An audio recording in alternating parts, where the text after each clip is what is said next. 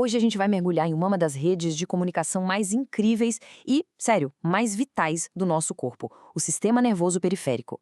É ele que faz a ponte, sabe, entre o cérebro e, bom, todo o resto do organismo. E o mais interessante é que grande parte disso acontece de forma totalmente inconsciente. Bora entender como funciona esse verdadeiro piloto automático?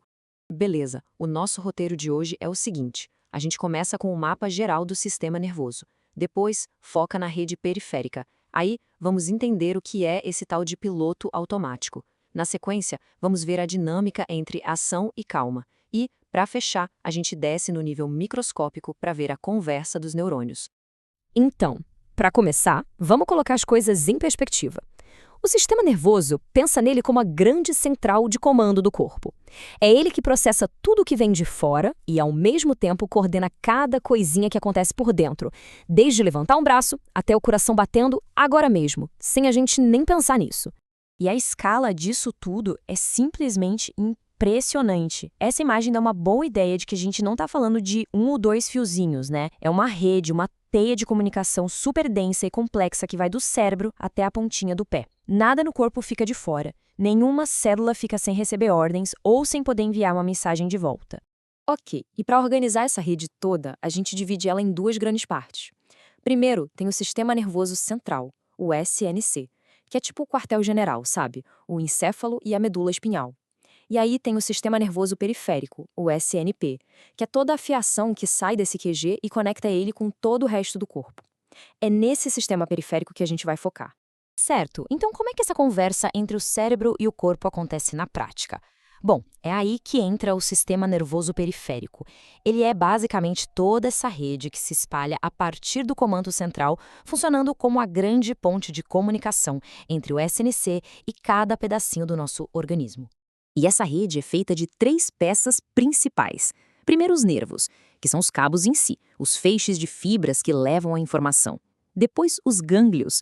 Pensa neles como umas estações de retransmissão no meio do caminho. E, por fim, as terminações nervosas, que são a ponta final do fio, o ponto de contato direto com os músculos e órgãos. Esses nervos, eles saem de dois lugares principais. Primeiro, a gente tem 12 pares de nervos cranianos. Eles saem direto do encéfalo e cuidam basicamente das funções da cabeça e do pescoço, tipo visão, olfato, audição, esse tipo de coisa. Depois, descendo um pouco, a gente tem 31 pares de nervos espinhais.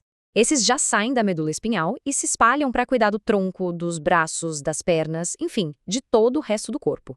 A cobertura é completa, não escapa nada. Beleza. E é aqui que a coisa fica ainda mais interessante. Dentro do sistema periférico, tem uma parte que funciona sozinha, de forma totalmente automática. É o que a gente chama de Sistema Nervoso Autônomo, ou SNA, o verdadeiro piloto automático do corpo. Pensa só, em todas as coisas que o corpo faz sem a gente mandar. Respirar, o coração bater, fazer a digestão. Já pensou se a gente tivesse que lembrar de fazer isso tudo? Seria um caos. Pois é, quem gerencia tudo isso nos bastidores é o SNA. Ele garante que as operações essenciais continuem rodando lisinho. Mas qual é a grande missão desse controle todo? A resposta é uma palavra-chave: homeostase. O objetivo final do SNA é manter a homeostase. Ou seja, ele trabalha sem parar para manter o equilíbrio interno do corpo, um estado de estabilidade que permite que a gente funcione bem, não importa o que esteja acontecendo do lado de fora. E a gente vê essa homeostase funcionando o tempo todo. Sabe quando se sai no sol e a pupila fecha? Ou quando tá frio e a pele fica pálida porque os vasos se contraem para guardar calor? Ou o coração que dispara quando se sobe uma escada? Tudo isso são exemplos de ajustes automáticos e super precisos para manter o corpo em equilíbrio. Tá, mas como é que o SNA consegue fazer essa mágica de manter o equilíbrio? Bom, ele faz isso usando duas equipes, digamos assim. Duas subdivisões, que são opostas, mas que se completam. Agora, a gente vai entender essa disputa constante entre os sistemas simpático e parasimpático. Para entender isso, a melhor analogia é unir um carro. O sistema simpático é o acelerador. Ele prepara o corpo para a ação, para gastar energia. É a famosa resposta de luta ou fuga. Já o sistema parasimpático é o freio. Ele acalma as coisas, promove o descanso, a digestão. A ideia aqui é recuperar e economizar energia. E o mais genial disso tudo é que a maioria dos nossos órgãos importantes, tipo coração e pulmão, recebem ordens dos dois sistemas ao mesmo tempo. É o que a gente chama de inervação dupla. Isso permite um controle super fino, um ajuste preciso a cada segundo. É como dirigir um carro com um pé no acelerador e outro no freio, pronto para qualquer situação. Essa tabela aqui deixa tudo bem claro. Olha só, enquanto o simpático acelera o coração e dilata as pupilas e os brônquios para entrar mais ar, ele também desliga a digestão, porque não é hora para isso. O parasimpático faz exatamente o oposto. Ele desacelera o coração, contrai as pupilas e liga a digestão com força total. É esse balanço que nos mantém funcionando. Ok, até agora a gente viu a estrutura, o quem faz o quê. Mas a pergunta que fica é como exatamente esses comandos de acelerar e frear chegam onde precisam.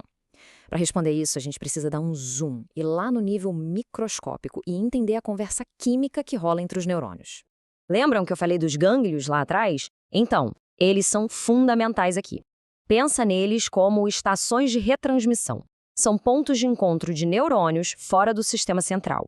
É ali que o primeiro neurônio que vem lá do SNC se encontra com o segundo para passar o bastão, para passar a mensagem adiante, até o órgão final.